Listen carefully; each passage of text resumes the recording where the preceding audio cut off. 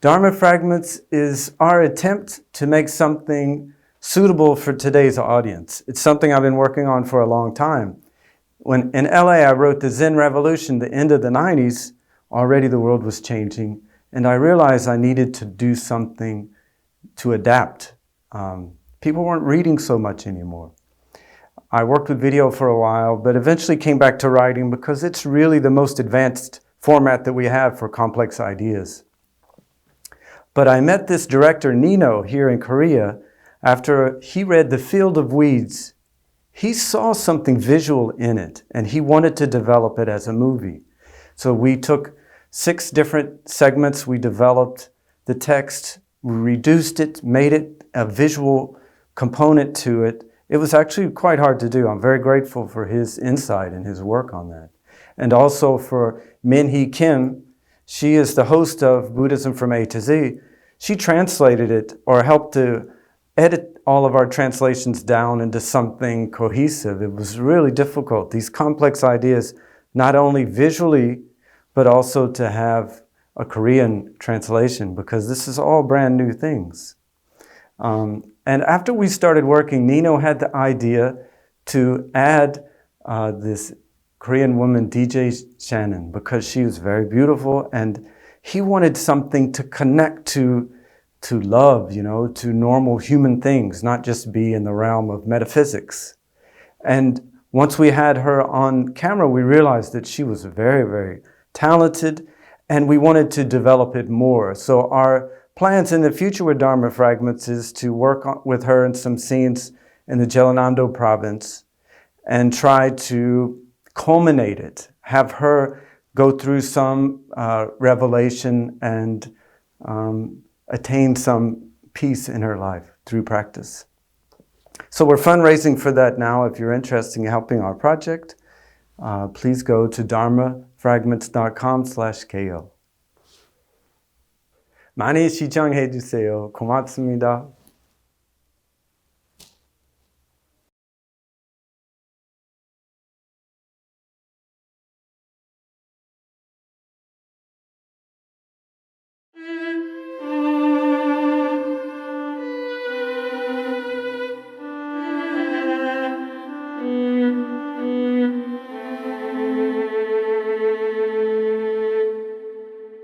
A purposefully vagabond wandering, recording the important parts, maybe the whole of it.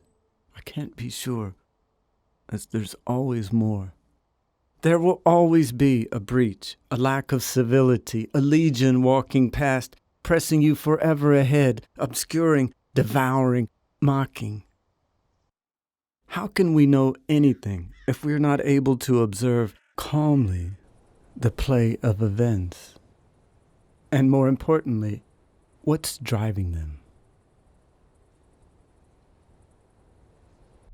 When I was younger, driven by a bottomless ambition and suffering because of it, I'd walk until I would nearly collapse.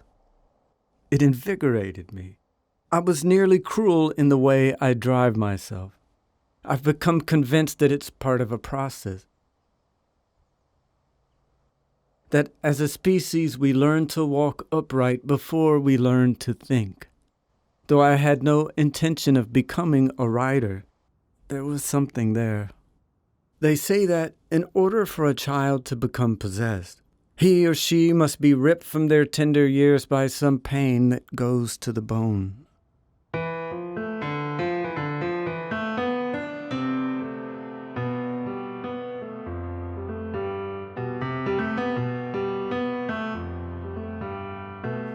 Likewise, the writer, the voice stifled, the experiences catalyzed into something white-hot that formulates itself and begins speaking on its own. It's a moment of profound joy and absurdity when this voice begins to assert itself.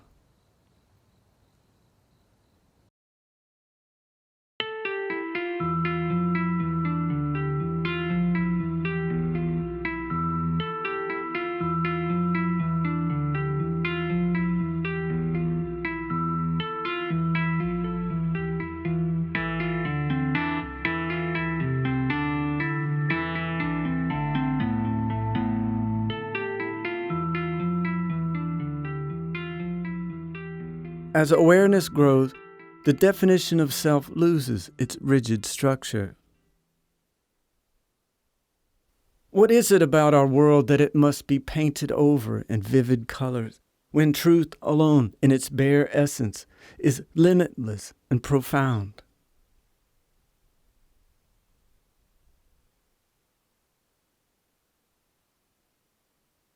How you define it, your expression of Dharma, has to be worked out. It's something personal.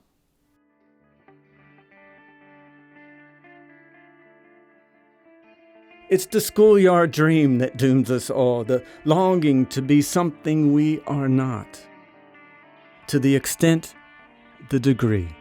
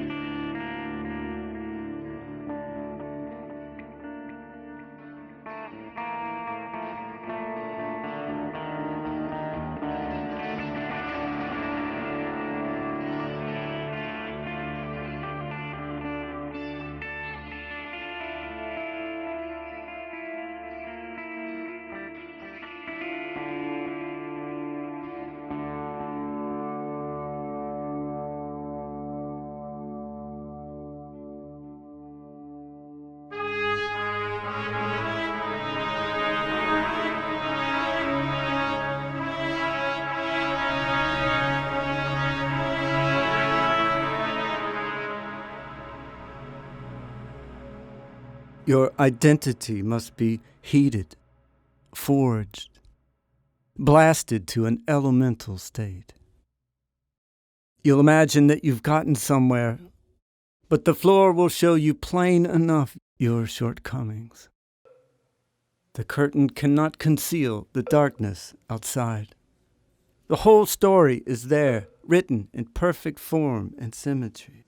The true expression of the Absolute, the field of weeds we are so frantic to put in order. There's no state of mind that remains constant. We're never resolved to this. We refute it because we know in truth there is a constant. Our entire struggle is to reveal it once and for all.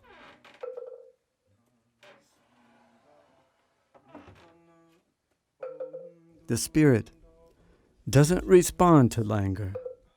It doesn't need to be embellished or celebrated.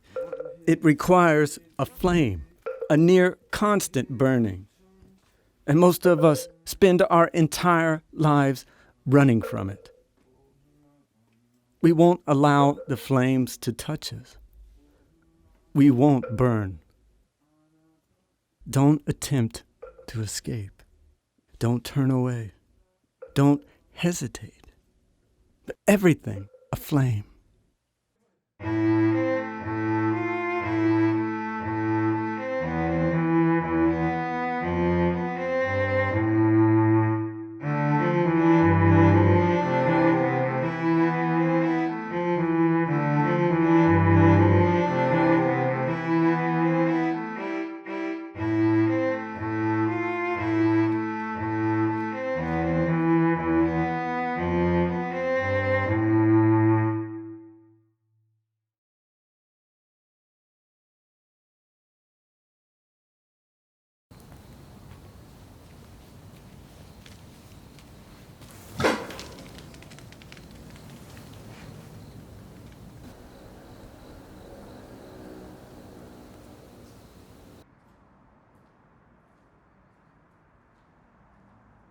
It wasn't the practice alone that cured me of my afflictions, but the afflictions themselves.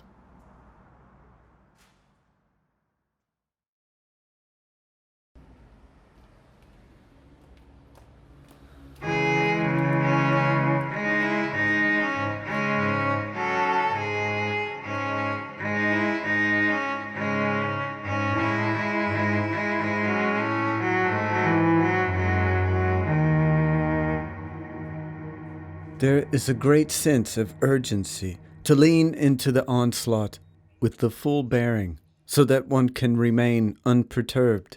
Otherwise, there's no chance. things only increase, the ground quickly lost. But truth is not recorded indelibly. It must be gleaned from every shuffle of feet, every lost moment underground. There's no place to stop, no end of subway tunnels, long corridors of cement, passengers on the way somewhere, and me, along with them, the imposter.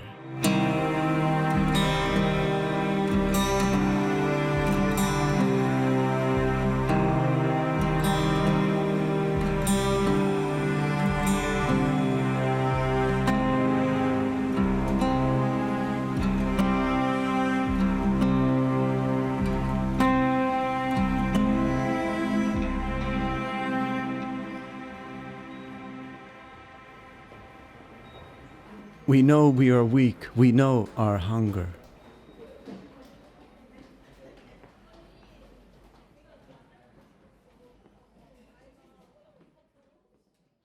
We aren't allowed to cease striving.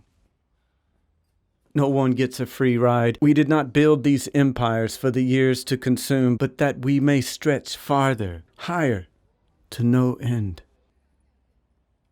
Our world expresses our inner confinement, reflects in concrete and steel the story of our race, how our consciousness flows, our anger and ambition, our frivolous nature, and above all, our fear.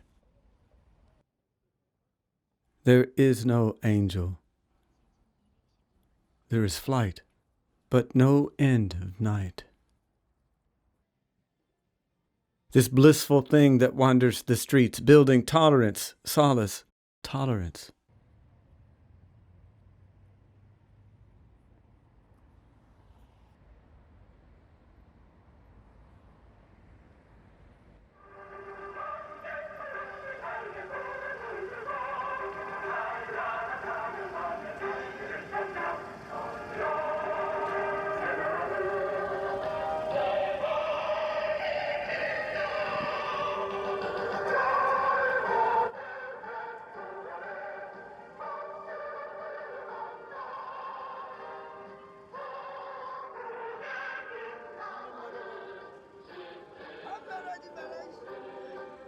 얼굴 좀 찍게. 얼굴 안 보이잖아요.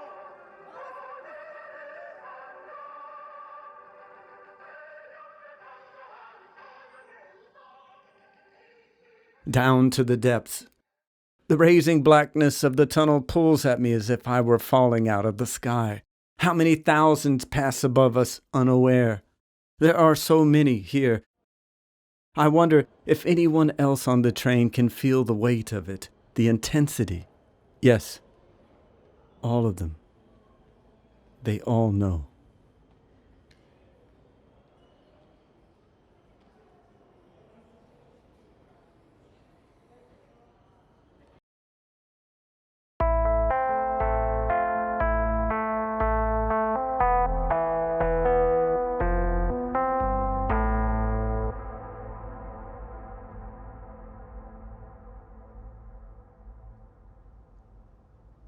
The love had become something tangible, a glowing presence that surrounded me.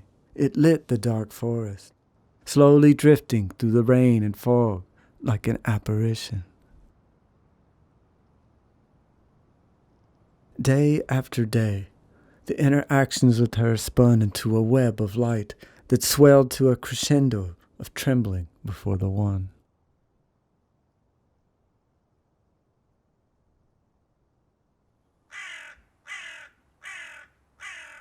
I was so enraptured both with her and the final. The filaments coming together into a wondrous whole, that I feared to remove her, to return to me alone falling into the abyss. If she had any idea what I faced, hour by hour.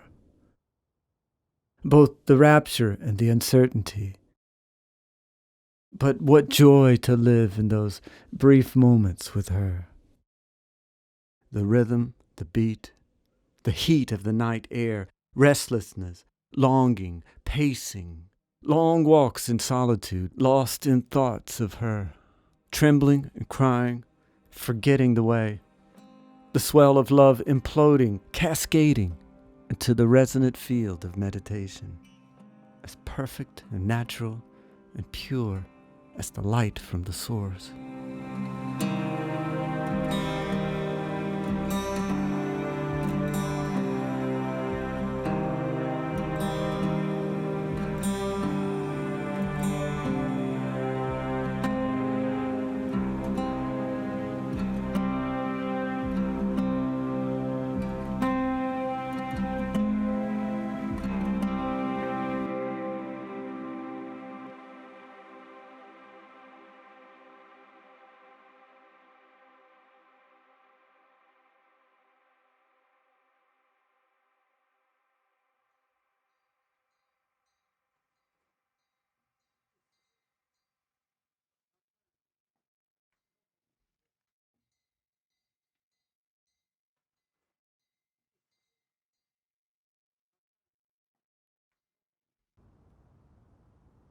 Everything seems to be interconnected, like a neural pattern.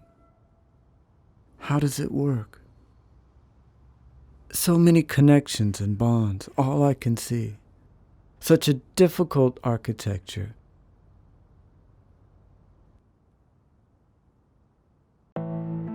We think of ourselves as separate entities, but we are not. We are an amalgam of things growing dynamically. Bonding is more than joining to another entity. It's growing the network. The great love, great peace of the one mind is the true emotion. But to connect to the one mind, it requires a deep sacrifice, a whole life.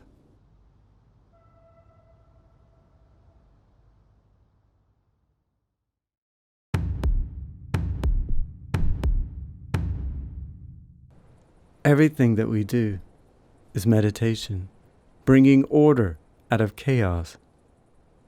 Chaos is the rule in nature, but not without a peculiar symmetry. The patterns are everywhere. The Buddha understood this. He taught that everything is endlessly interconnected and interdependent. At the center of the mandala, he reflects the pure light of the Absolute. He's surrounded by bodhisattvas, who, unlike him, all have something in their hands. They're the ones who interact with the world. In Buddhism, we take a vow to act as bodhisattvas until everyone in the world is saved first. That is our way. What are our skillful means?